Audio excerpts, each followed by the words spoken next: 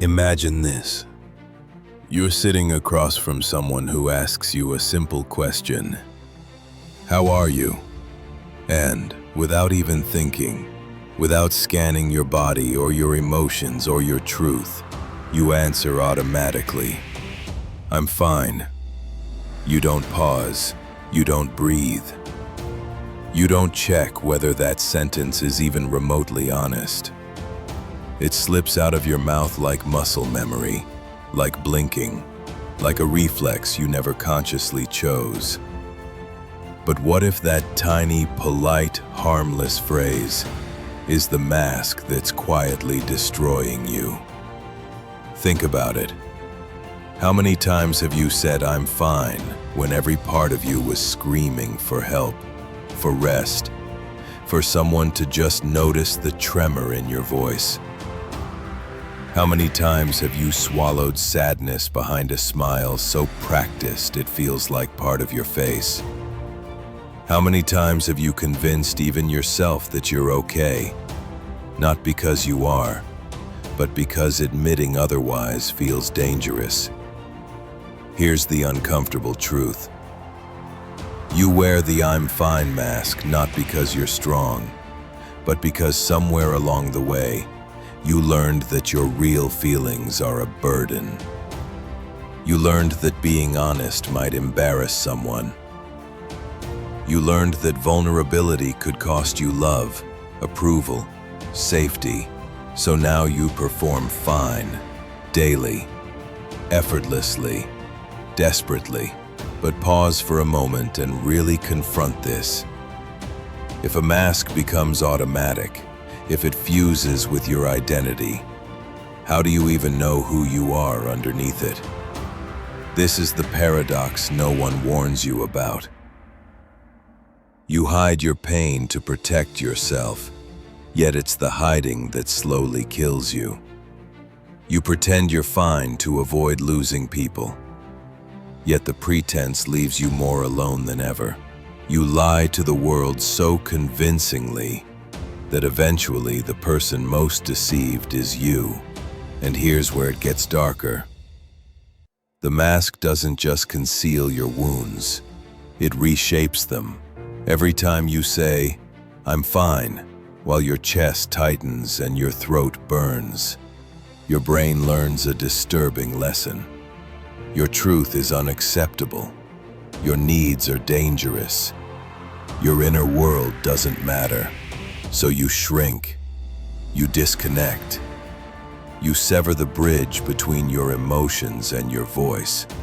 Until one day, you stop feeling altogether. Not because you healed, but because numbness is the final stage of self-abandonment. Ask yourself this. When was the last time you answered that question honestly?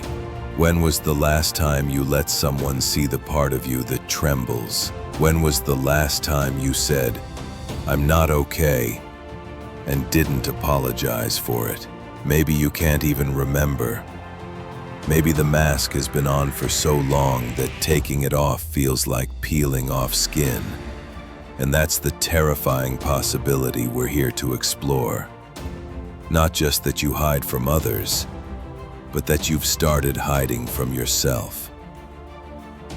Because beneath every "I'm fine," there is a truth you are terrified to meet. A truth you've abandoned so many times it has started to abandon you back. So here's the ultimate question. The one you've been avoiding. The one that keeps echoing in the empty spaces of your life. If your entire identity is built on the performance of being fine, then who are you, really? And more importantly, what would happen if the mask finally cracked? Hold that question. Let it disturb you. Let it sit in your mind like a shadow you can't unsee.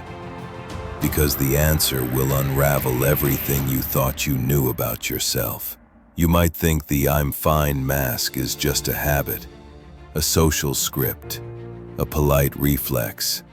But beneath that small, seemingly harmless lie lies a psychological mechanism far older, far deeper, and far more insidious than you realize.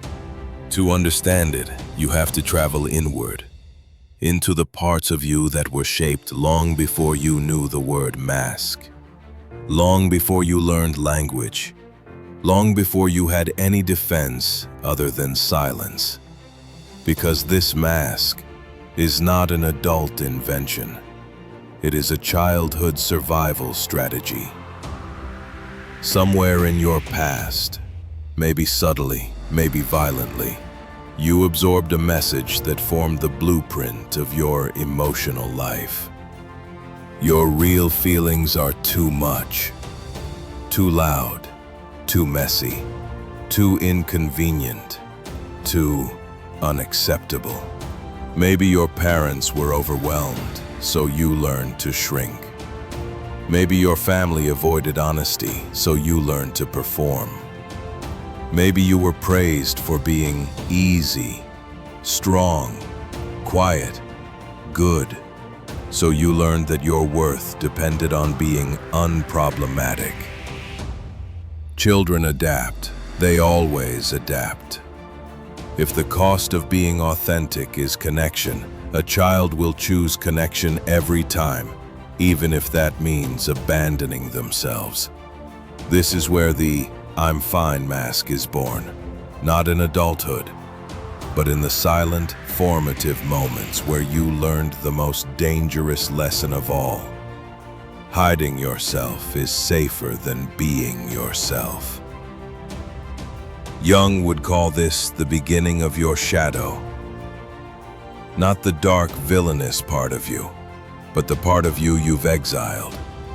The emotions left unexpressed, the needs left unmet, the anger left unspoken, the wounds left unacknowledged. The shadow isn't made of evil, it's made of everything you weren't allowed to feel. And every "I'm fine" is another stone reinforcing the wall between you and your shadow. But let's go deeper. Nietzsche once wrote that most people never truly confront themselves, because doing so would require a kind of honesty that feels like death.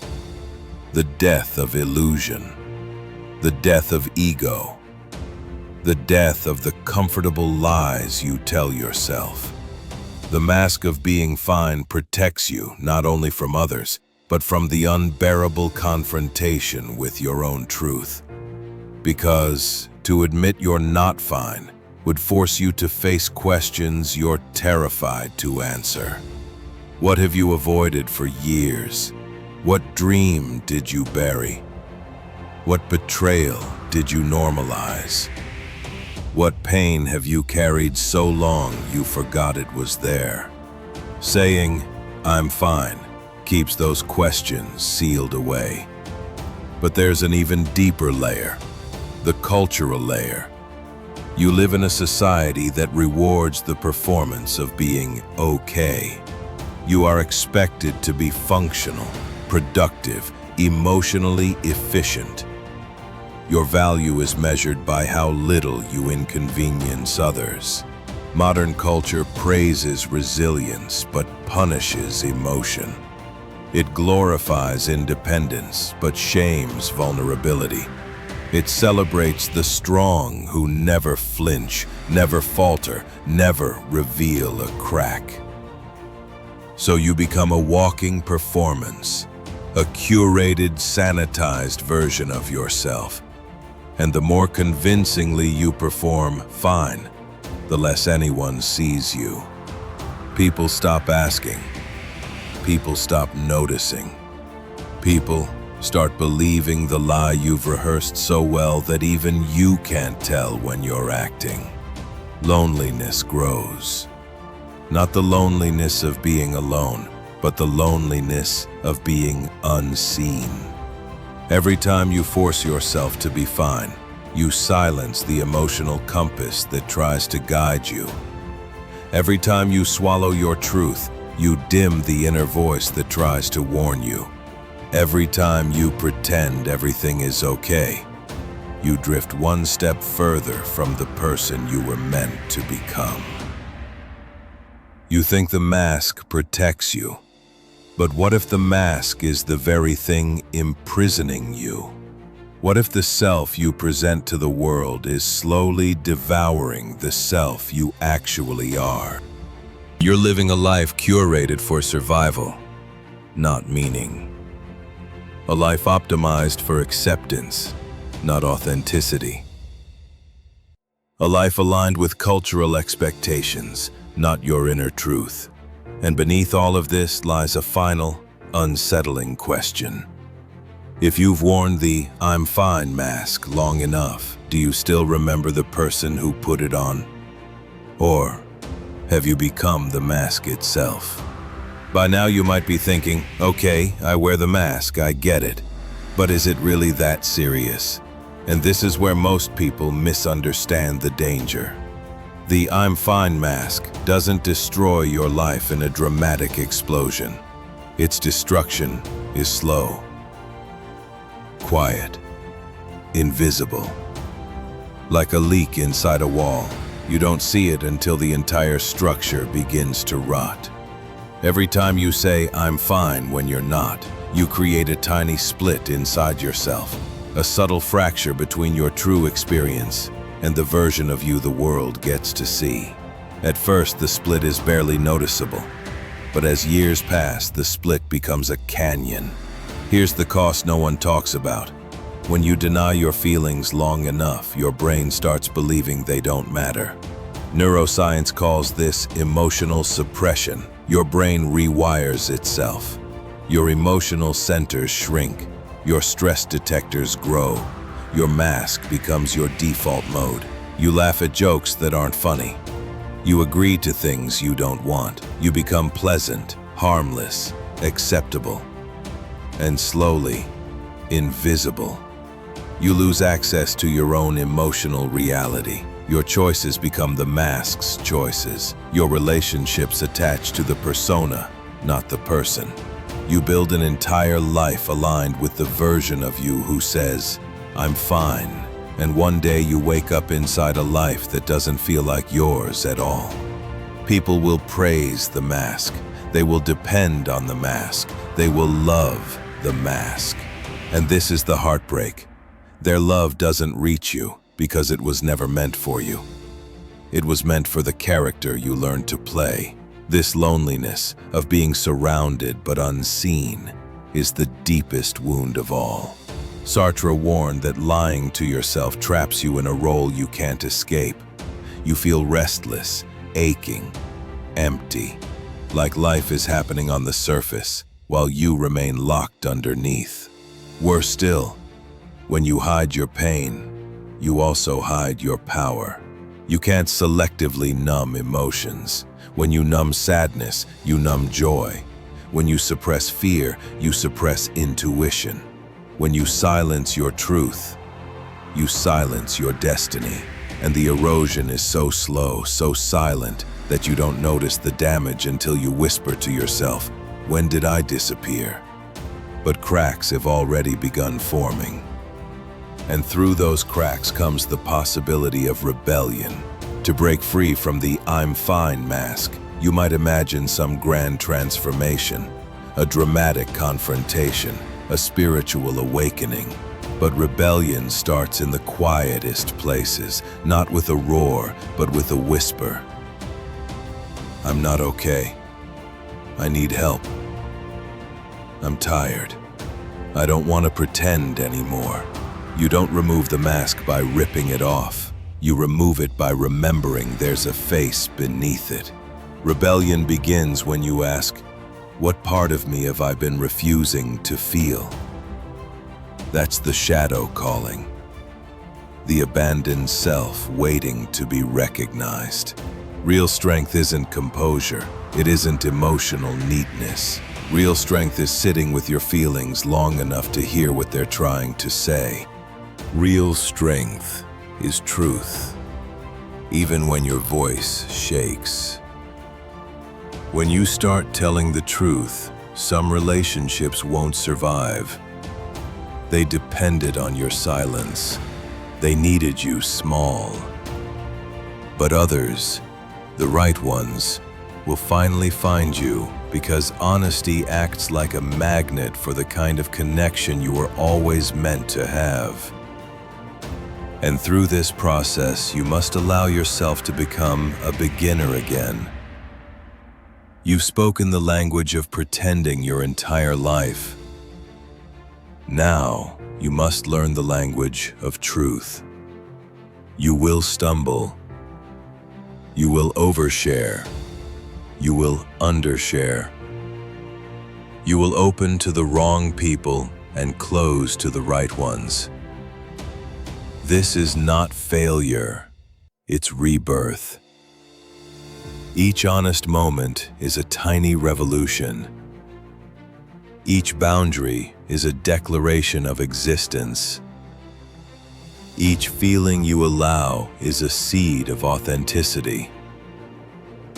You learn that pretending was the price of acceptance, but you're about to learn a new truth. Choosing yourself is the price of freedom, and that leads to the final life-altering revelation. You've spent years believing the mask protects you, but here is the truth. The mask wasn't protecting you. It was protecting the world from the power of who you really are. The real lie wasn't that your feelings were too much. The real lie was this: if I show who I truly am, I will lose everything. But the opposite is true. If you never show who you truly are, you lose yourself. Your life doesn't begin when you are fine. Your life begins when you are honest. The sadness, the anger, the confusion, they are not weaknesses. They are signals pointing you back to yourself. You were never meant to be fine. You were meant to be real. And real people feel deeply. Real people break and rebuild. Real people live without armor. Real people love with their whole truth. So the question now is the final one. The one that determines everything from this moment on. If you stopped saying, "I'm fine," who is the person you would finally get to become? And whatever your answer is, that is the beginning of your freedom.